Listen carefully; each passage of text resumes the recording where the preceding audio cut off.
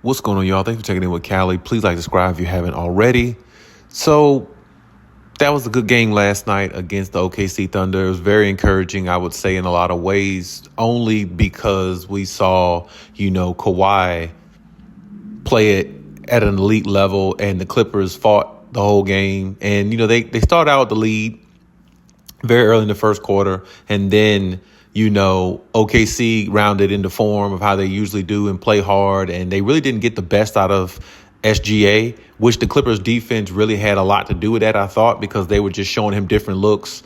Kawhi would guard him some, then Chris Dunn would guard him some. They kind of like showed him a different looks every time, and I feel like that kind of, threw him off a little bit. And plus, sometimes, great players, good players have an off night. So I definitely understand that. But I mean, they get contributions a little bit from everybody. And I feel like the thing with the Clippers, they have spurts where they really play together strong when they're playing against better competition like this, besides the one night against the Cavaliers. Well, really with that game as well. But the thing that really scares me about the Clippers, or the biggest question mark I have about them, honestly, is the other players besides Kawhi Leonard showing up in big games. And you know who I'm talking about. I'm talking about the Norman Powells and the James Hardens. And the one thing, a lot of people have been praising James Harden for playing as great as he has this year. And he has. But these games right here mean more than any other game during the season, early part of the season this year, because they're fighting for a playoff spot. Every win is crucial. Every loss is even more crucial. And if they find a way to pull that win out last night, they're looking really good, even better in the standings of getting that 6th seed or higher, possibly. And they beat two of the best teams in the NBA, which would have been the Cavaliers and the OKC Thunder. That would have boosted their confidence even more. But even though it was a 103-101 game, it was a good game. But the question I have is, can you really rely on James Harden in big moments, though? And this is the problem. When you look at that game last night, that was not a game James Harden needs 17 points. That was a game he needed to match Kawhi, 25 points plus. Kawhi shoots 50% from the field, 25 points, 10 rebounds, a double-double. James Harden didn't even have a double-double. He only had 17 points. And he shot 4 for 16, 4 for 12, somewhere in there. I think Norman Powell shot the same, somewhere in there, 4 for 12. Even though Norman Powell was just coming back a couple games. But he's shown earlier this season as well, in big games like that, against big matchups, he didn't show up the same way that he did in other matchups that wasn't as big. Now, he's had moments where he has, so I'm not going to discredit him, but I'm just saying, can you really count those guys to show up in big moments like that when their scoring is really needed? James Harden history says no. But we're going to give him the benefit of the doubt, and hopefully that he can. But that's always been the MO on him, is he doesn't show up. He disappears in the games you need him to show up in. And against OKC last night, that's a game where he needed 25 plus points to match Kawhi. If he matches Kawhi 25 plus points, they win that game. Hands down, they win that game. It's not even they do, because SGA was struggling, and their defense, the Clippers defense, is good enough to battle with any other team defensively. So it would have all really went together if they could have did that. It would have worked out in their favor, is what I'm saying, is what I mean, if they could have found a way to pull that out and, have James Harden have 25 plus points. And you got to remember, you get in the playoffs, it's a 7-game series. So you got to have multiple games where you can put up 25 plus point and be pretty efficient doing it, and, be there when your team needs you. And last night, Kawhi was the only person with 20 plus points on the roster. Bogey had 2 points in 30 minutes. That's not going to work.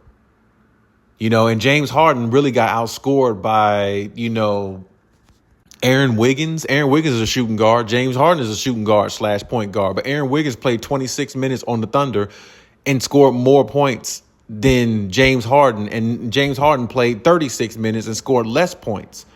And he's the one with the ball in his hand most of the time. You can't get outscored by Aaron Wiggins.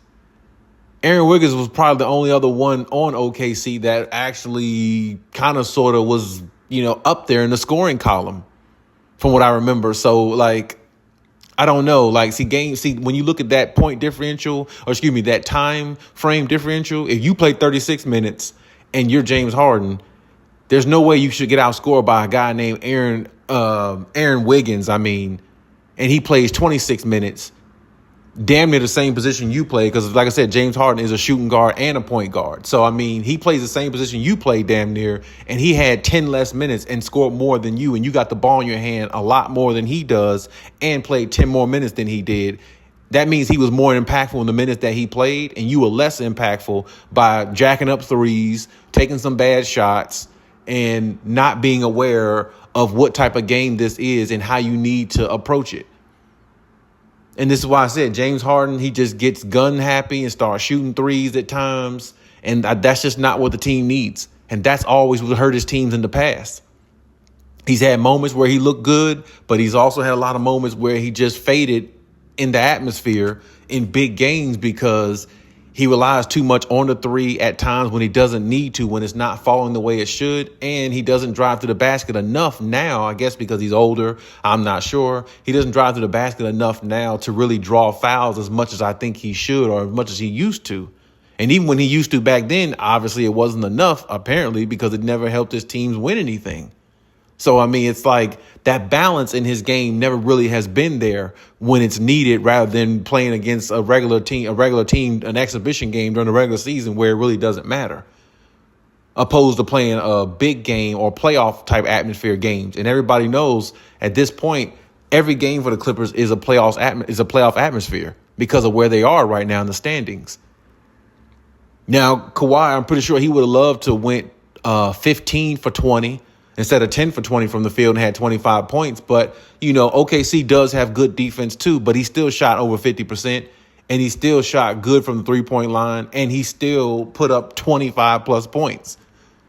So, I mean, he was efficient still, and he still shot a good percentage, and he was playing defense, made a couple good defensive plays, especially in the second half with the block, and then down there with the layup, you know, coast to coast, almost sort of, well, not coast to coast, but block on one end, get the fast break layup on the other end after the, you know, pass out.